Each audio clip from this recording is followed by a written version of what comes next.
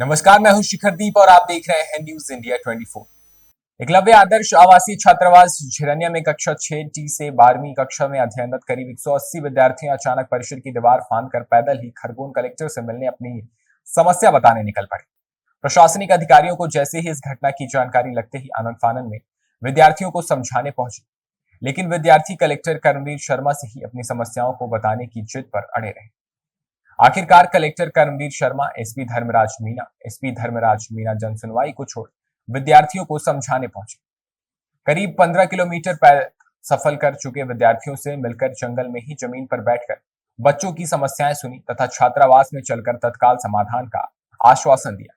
तब जाकर विद्यार्थी माने और कलेक्टर एसपी ने बच्चों के साथ बस में बैठकर छात्रावास तक का सफर किया। छात्रावास पहुंचकर कलेक्टर शर्मा ने विद्यार्थियों द्वारा बताई समस्याओं को छात्रावास स्टाफ के समक्ष निराकरण किया। इसके पश्चात कलेक्टर शर्मा ने विद्यार्थियों के साथ सहभोज भी किया और स्वयं अपनी थाली धोकर अनुशासन का परिचय दिया। विद्यार्थी कलेक्टर के समाधान से संतुष्ट दिखे। सर, आज जितने एकलव्य विद्यालय का कुछ मामला सामने आया था, बच्चे आपसे मिलना चाह रहे थे, उनकी कुछ समस्याएं थी। किस प्रकार की समस्या थी और क्या निराकरण किया गया? देखिए, झिरनिया एकलव्य स्कूल है। ये केंद्र सरकार का और राज्य सरकार के मिलकर प्रयास से बहुत अच्छा ट्राइबल बेल्ट में स्थापित हुआ है। यहाँ पर चूँकि अभी नया नया स्कूल स्थापित हुआ है तो कुछ छोटे मोटे इश्यूज़ थे जिसको लेके बच्चे उसका समाधान चाह रहे थे और चाह रहे थे कि कलेक्टर साहब जो हैं उसका समाधान करें। तो मेरे को जैसे ही तत्काल हमें मिला तो हम लोग और मैं और एसपी जो हैं और बाकी अधिकारी भी जो हैं तत्काल उनके पास पहुँचे और उनको उनकी समस्याओं को सुना। उनके साथ आके यहाँ उनके साथ हॉस्टल में भोजन भी किया और उनकी समस्याओं का समाधान करते हुए और आज हम लोग अगले दिन 2-3 घंटे से यहीं पे थे और समाधान किया है। सब लोग खुश हैं और जो लोकल छोटे मोटे इश्यूज़ थे उसको रिजॉल्व कर दिया। Thank you. कलेक्टर के पास मिलने जा रहे थे, किस प्रकार की समस्याएं थी?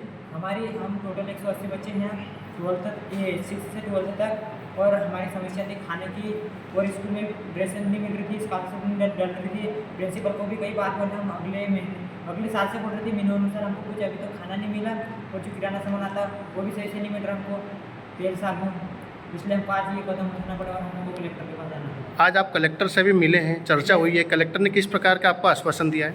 कलेक्टर ने बोल रहे सॉल्व करते हुए देखते हुए आज सॉल्व करेंगे, मतलब इसका सोल्यूशन ले लेके सोल्यूशन करेंगे ही।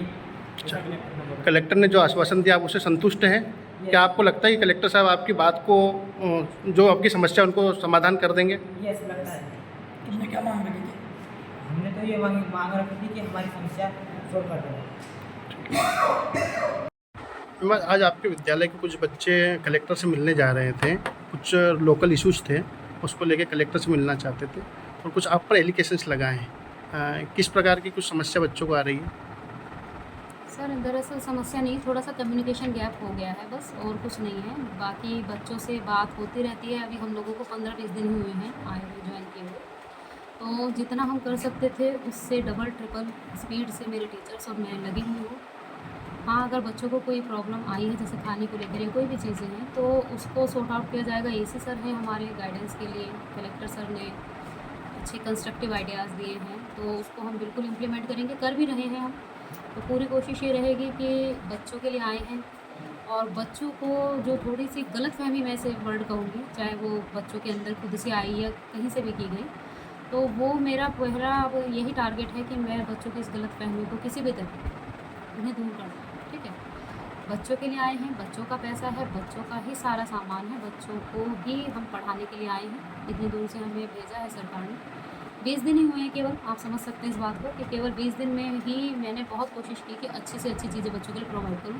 बाकी बजट आएगा तो उस चीज़ों में तो हम लोग बिल्कुल बढ़ चढ़ कर जैसा बच्चे चाहते हैं उससे भी अच्छा करते हैं। आज कलेक्टर साहब से आप लोगों की 1-to-1 चर्चा हुई, बच्चों से भी हुई है, किस प्रकार के निर्देश मिले हैं कलेक्टर साहब से? सर, कलेक्टर साहब भी समझते हैं, रेजिडेंशियल जो स्कूल्स होते हैं उनकी प्रॉब्लम्स को सर समझते हैं कि प्रॉब्लम नहीं होती है। इसको मैं प्रॉब्लम वर्ड नहीं कहूँगी, प्रॉब्लम नहीं होती है, प्रॉब्लम वो बना दी जाती है। बच्चे हैं, बाल हट है, बाल मन है, उनको एक ज़रा सी बात कुछ लगती है तो वो उसको मैनिपुलेशन कर लेते हैं, इंटरप्रिटेशन अपने हिसाब से व्याख्या कर लेते हैं कि शायद इसका ये मतलब रहा होगा, शायद मैडम ने ऐसा कहा, शायद सर ने ऐसा कहा। तो वो वाली चीज़ है कि बच्चों को लगा कि चलो ठीक है कि अब हमें कलेक्टर साहब से मिल लेना चाहिए और वही हमारी जो प्रॉब्लम है। जबकि चीज़ें देखिए, जैसे भी रूल्स हैं, सारी चीज़ें सिस्टम से चलती हैं। मैंने बच्चों को बताया भी था कि बेटा पैसा आने दो, केवल हमें 15-20 दिन हुए हैं आए हुए यहाँ पर, और उसके बाद जितनी भी आपकी प्रॉब्लम्स हैं खाने को लेकर स्पेशली, वो सारी मैं दूर करूँगी। ये मेरा प्रॉमिस है खुद से भी और उनसे भी। क्या गुड नेम जी, गुड नेम क्या? रेखा रानी। मैडम आज एकलव्य छात्रावास के बच्चे आज यहाँ से खरगोन के लिए चूक कर गए थे, उनकी कुछ समस्याएं थी, किस प्रकार की चर्चा हुई और क्या परेशानियाँ थी बच्चों को? आज झिरनिया में एकलव्य आवासीय स्कूल जहाँ पे 490 छात्र छात्राएँ पढ़ते हैं, और आज जो इशू सामने आया था कि बच्चे अपने कुछ इशू को लेके खरगोन की ओर जा रहे थे, तो आज मंगलवार है, जन सुनवाई का दिन है, और जन सुनवाई अपनी समस्या लेके वो जा रहे थे। तो जन सुनवाई का समाधान करने के लिए कलेक्टर, एसपी और विधायक और जनप्रतिनिधि सारे मिलके हम उनके बीच आए, ठीक है। और उनकी जो जो समस्या थी एक एक की पहले खाना खाए वहाँ देखे, खाने के दौरान चर्चा करी, और उसके बाद यहाँ पर आके सभी बच्चों से अलग अलग बात करी, लड़कों से अलग, लड़कियों से अलग, और उन्होंने जो जो बातें बताई उनका फिर समाधान किया।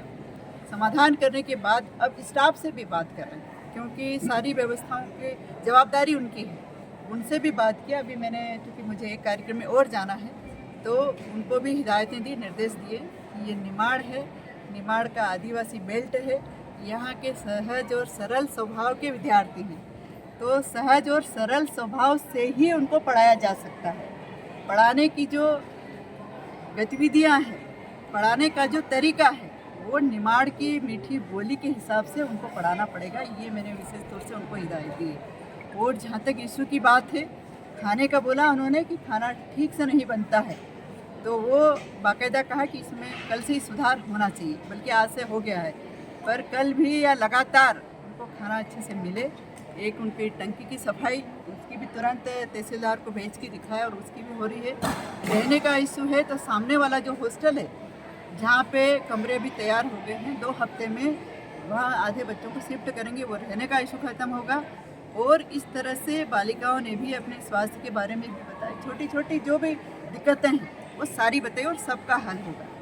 और मैं विधायक के नाते मैंने एक लास्ट उनको, जो स्टाफ है उनको यही दिया है कि यहाँ बच्चों के साथ कोई दुर्व्यवहार नहीं होगा, अव्यवस्थाएँ नहीं होंगी, उसकी जवाबदारी हमारी सबके अधिकारी और जनप्रतिनिधियों की है, और इसमें कोई कमी बेसी आती तो उसको दूर करेंगे। और इसके लिए बच्चों ने कुछ कहा तो उनके खिलाफ या हमारे जाने के खिलाफ कोई किसी को धमकाएगा नहीं, डराएगा धमकाएगा नहीं, ये बात भी कह के आई हूँ।